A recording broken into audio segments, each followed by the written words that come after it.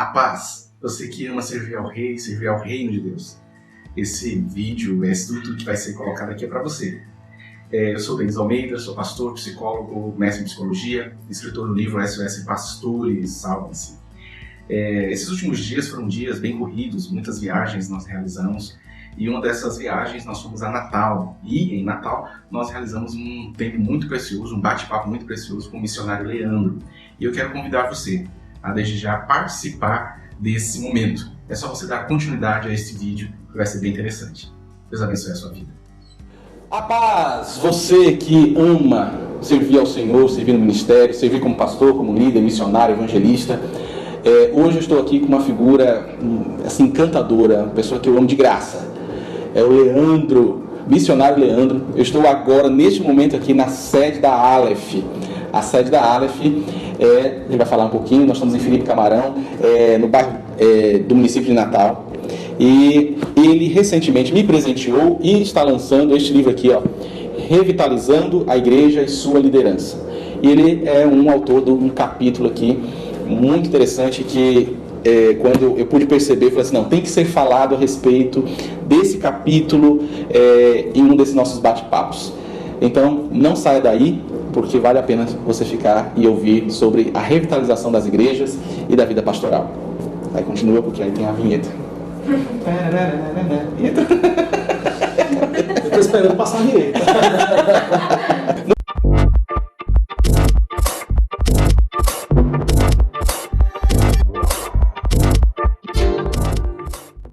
Muito bem, eu quero que você se apresente ali, fale um pouquinho sobre a Aleph, sempre olhando para lá também, de vez em quando, mas pode olhar para mim também de vez em quando.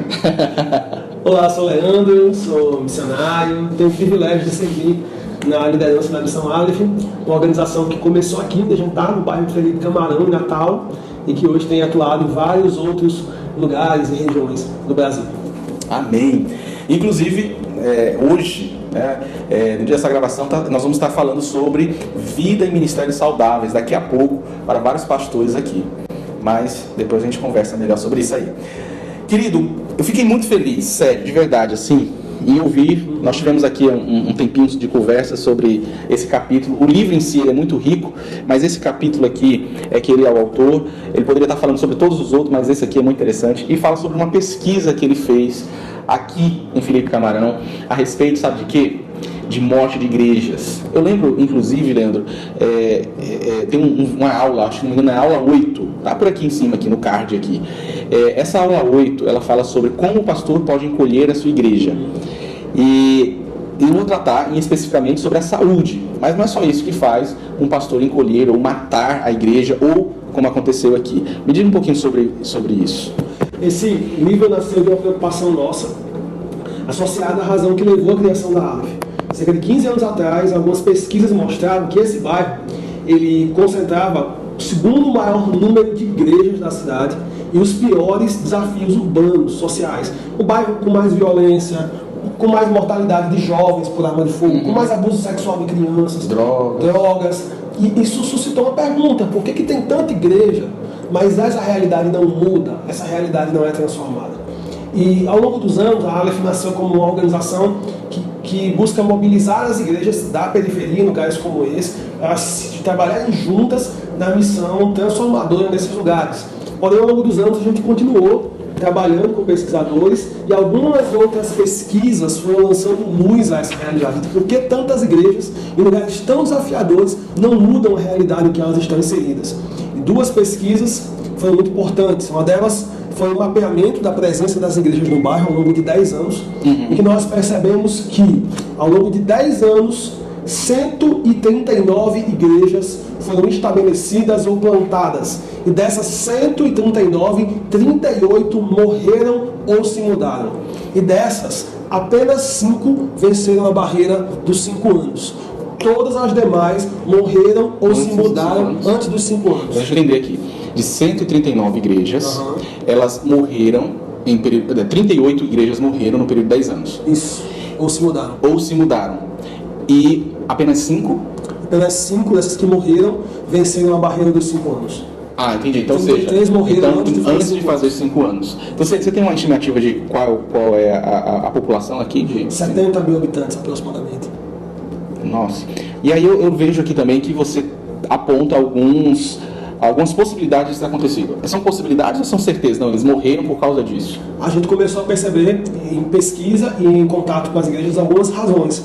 Uma delas é que igrejas que não entendem as suas comunidades e que não conseguem se relacionar com o contexto em que elas estão, dificilmente terão possibilidade de influenciar aquelas regiões. Segundo, percebemos uma agenda interna extremamente intensa de atividades voltadas apenas para a congregação local, com muito pouca ou até nenhuma ênfase na missão na comunidade. Terceiro, uma pesquisa, essa com 20 igrejas do bairro, identificou uma tendência muito forte a uma liderança pastoral centralizadora que quer fazer tudo e não mobiliza os cristãos para a obra do ministério.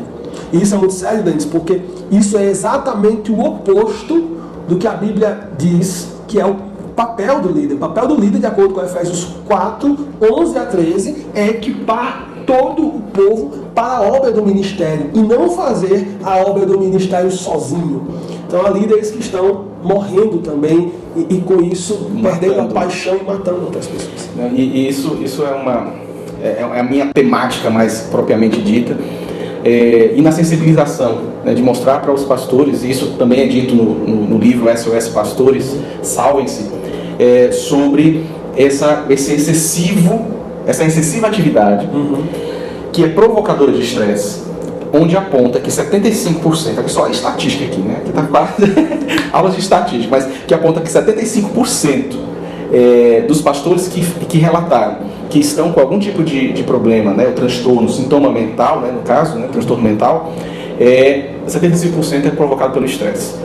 E aí, quando eu ouço algo desse tipo, isso me traz à memória que, de verdade, isso é provocado também por uma má administração.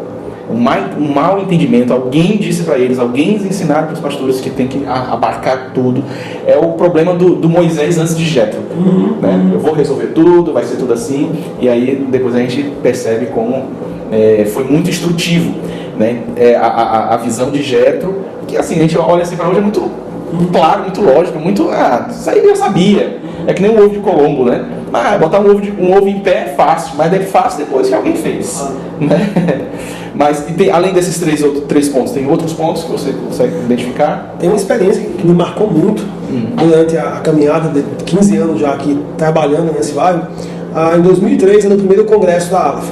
E nós chegamos aqui a uma das ruas do bairro, uma rua grande, com talvez uns 4 mil pessoas morando no seu entorno, uma igreja muito bem localizada. Nós pensamos, uau, uma igreja poderia ser, quem sabe, uma parceira para trabalhar na comunidade. E quando nós chegamos ali, só haviam 4 pessoas dentro da igreja, do prédio. Certo. Uma delas era o pastor. A esposa e os filhos. Talvez, um ou outro não. E aí quando ele saiu para receber o nosso convite, os olhos dele se encheram de lágrimas. Ele olhou o convite, olhou para nós e perguntou: por que vocês não chegaram uma semana antes? Hoje é o culto fúnebre dessa igreja. Praticamente foi o que ele disse. Nossa, acho que ele fiquei... Essa igreja está morrendo. Ele disse isso com outras palavras, claro. E esse é o último culto. É o último culto e eu estou desistindo do ministério. E aí quando eu comecei a conversar com aquele irmão, eu percebi que ele estava tentando plantar uma igreja em uma das regiões mais difíceis da cidade, sozinho, sem nenhum apoio, e que aquela igreja havia sido morta devido a uma série de problemas internos da sua liderança e uma incapacidade de compreender e de afetar o contexto. A pergunta que ele fez ficou muito clara até os dias de hoje. Por que vocês não chegaram uma semana antes? Ou seja, se essa tendência à mortalidade de igrejas nas periferias, Felipe Camarão é um bairro periférico muito similar às periferias de todas as cidades grandes do Brasil. Nós vemos o tempo todo igrejas nascendo na periferia. Mas se essa tendência em Felipe Camarão de mortalidade, não apenas de novas igrejas, mas de mortalidade de igrejas na periferia, se confirmar em outros lugares do país, isso quer dizer que justamente nos lugares mais escuros e mais necessitados, aonde igrejas deveriam ser relevantes e transformadoras, as igrejas não estão apenas nascendo, mas elas estão morrendo, talvez em proporção muito maior. E outras se encontram debilitadas, enfraquecidas e incapazes de transformar as regiões em que elas estão presentes. Mas isso me traz algumas perguntas. a respeito, mais uma vez, do pastor, da vida pastoral, das igrejas. É preferível morrer sozinho ou andar junto para fazer crescer o reino? Um grande desafio assim, que eu percebo, e às vezes nessa minha andança, nas minhas conversas, até mesmo em meio a terapias, eu percebo assim, como de verdade assim, há um egocentrismo muito forte, há um orgulho muito grande. Pessoas, pastores, homens de Deus, eu não tenho dúvida de homens de Deus, eu não tenho dúvida que são homens de Deus, mas eles se deixaram por algum motivo impedir de que novos pensamentos, novas realidades se aprofundar nessas novas realidades. E aí, o que acontece com eles? Existe um sofrimento pessoal. E aí, nesse sofrimento pessoal, é interessante que eles falam o seguinte: a igreja faz sofrer o pastor. E aí eu sempre digo assim: será que realmente a igreja está fazendo sofrer, ou de verdade é você que está se deixando sofrer? Porque quando você toma uma atitude como essa, não é a igreja que está fazendo sofrer, é você mesmo, é o pastor, é o líder, que está permitindo que não permitindo que determinadas informações como essas aqui venham fazer parte do seu pensamento. Eu acho que é preciso perguntar: que tipo de ministério você está construindo? Que tipo de ministério você quer construir? Você está trabalhando para quê? Porque a gente encontra líderes que estão só tentando manter o culto de terça, o culto de quinta, o culto de domingo, mas que não tem nenhuma perspectiva de avançar em ser uma igreja relevante, transformadora onde ela está. E na verdade a gente pensa que está tudo bem, porque tem culto domingo, tem culto quinto, tem culto sexta, tem culto terça, tem culto quarta. Algumas igrejas têm culto todo dia, tem programações, tem eventos, tem atividades, mas isso nos dá uma falsa sensação de movimento. A verdade é que a gente pode se encontrar em uma agenda totalmente abarrotada, na verdade uma agenda ativista, mas que não está atendendo ao chamado missionário da igreja daquela comunidade. E aí eu digo algo no livro que eu tenho repetido nos lugares em que eu vou: aonde estiver o seu calendário, aí estará o seu coração. Muito bom, muito bom. Porque tempo é recurso. Tempo é recurso. Então, pega o calendário da sua igreja e vê aonde você está colocando esse recurso precioso chamado tempo.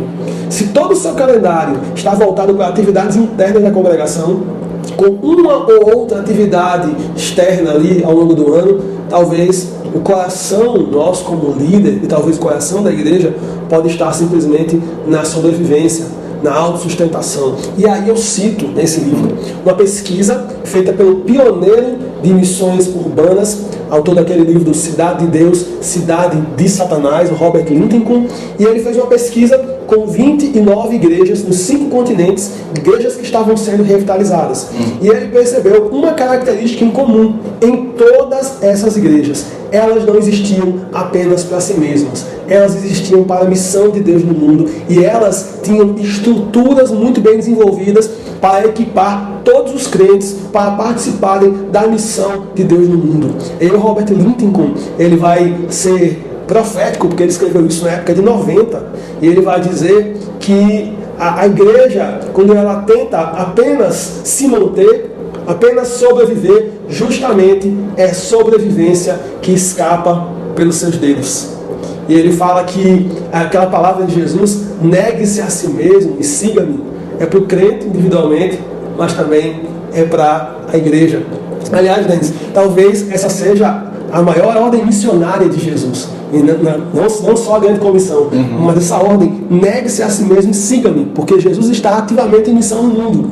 E quando a gente nega os nossos calendários autocentrados e a gente passa a seguir a Jesus em missão no mundo, então a igreja pode ganhar uma nova vida, crescimento saudável. Muito bem. Você falou assim do movimento, eu me lembrei que nem todo movimento chega a ser em algum lugar, né? Se você colocar a bicicleta ergométrica, né, que chama bicicleta ergométrica, ela está em movimento, mas não chega em nenhum lugar. Faz uma força danada. E você ainda regula a força dela, né, para poder chegar ou não em algum lugar. E só também fazendo aqui um convite, em outubro de 2020, nós estamos no ano de 2020, hoje é precisamente 9 de março de 2020, Quais são os dias de outubro? 15 a 17 de outubro. 15 a 17 de outubro nós vamos ter o congresso mais... Qual é a edição desse aqui? É o 8º já. 8º Congresso Aleph.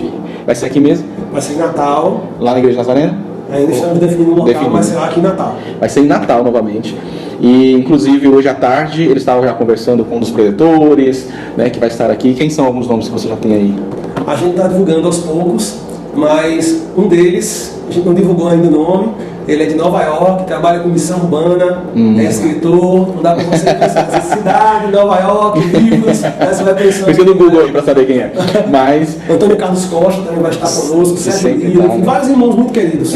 Esses já são sócios já, né, dos congressos. Mas já fica o convite aqui. Irmãos, pastores, líderes, missionários, você que está nos vendo aí, nos ouvindo, vamos nos atentar. Esse foi um bate-papo rápido, mas um bate-papo de forma genuína e com força, tem substância nessa nossa conversa.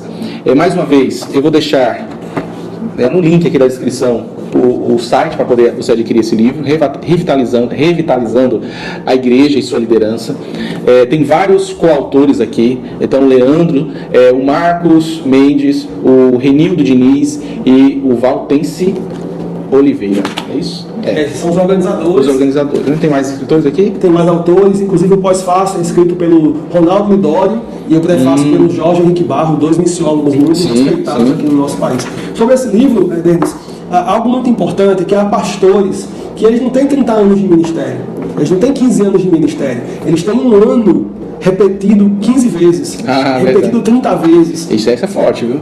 Então, eu queria convidar você a refletir seriamente no seu ministério. Que temas seriam pertinentes para pensar sobre revitalização da vida pastoral e do ministério da igreja? Liderança é pertinente demais. Discipulado, educação teológica e ensino na igreja local, ação missionária da igreja, entre outros assuntos. E aqui nesse livro... E aí entra a minha parte. A saúde desse pastor aí também, né? A saúde emocional, a saúde, né, de forma geral, familiar, né, espiritual também. Cada capítulo aqui, né, foi escrito por um autor diferente, e ao final do capítulo a gente tem um guia com perguntas que você pode usar para sua reflexão pessoal e você pode trabalhar com a sua liderança. A gente sabe de vários pastores que estão fazendo isso. Então, faz um programa com a sua liderança ao longo de 2 meses, trabalha um encontro semanal sobre cada capítulo, pensa sobre a liderança da igreja, pensa sobre o discipulado, a missão, o ensino, a vida da igreja, a pregação. Todos esses assuntos são cobertos aqui pelo livro e a minha expectativa é que Deus possa usar essa ferramenta para abençoar a sua igreja e abençoar seu ministério. Amém. Então, no Reino é parceiro da Aleph é parceiro do No Reino. Como é que faz para poder entrar em contato com a Aleph? Olha, eu quero um treinamento, eu quero participar dos fóruns, como é que eu faço para mim poder ser parceiro? Inclusive, nós da Igreja de Nazaré, lá em Teresina, nós vamos estar com o Leandro lá em maio, dia 22 de maio, se não me falha a memória, justamente trazendo também essa visão e implantarmos juntos ali enquanto pastor. Agora estou falando enquanto pastor, não estou falando enquanto no Reino, estou falando enquanto pastor, para abençoar a cidade de Teresina também. Mas como é que a gente tem um portal, missãoaleph.org, você vai lá no portal, inclusive lá tem muito material gratuito para baixar, tem apresentações, livros, vídeos, e lá tem um itemzinho, fale conosco. Você pode escrever um e-mail para a gente, esse e-mail vem para nós e a gente responde.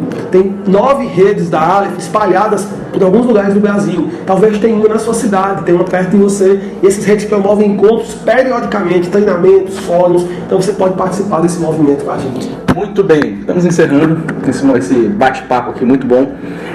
Qualquer dúvida, tem mais informação aqui na descrição. Tem no site também, no Reino, tem lá um logo bem grande lá da Aleph, tá bom? Então eu quero me despedir, quero agradecer mais uma vez o parceirão aqui, né? É uma bênção esse rapaz. A sua esposa não pode estar aqui, a Adriele, mas parceira dele, assim como a minha parceira ali está atrás das câmeras, mas um momento muito precioso. Que você possa se apossar das bênçãos do Senhor, da sabedoria do Senhor, para que vá bem a sua vida, o seu ministério, a sua família também. Até a próxima.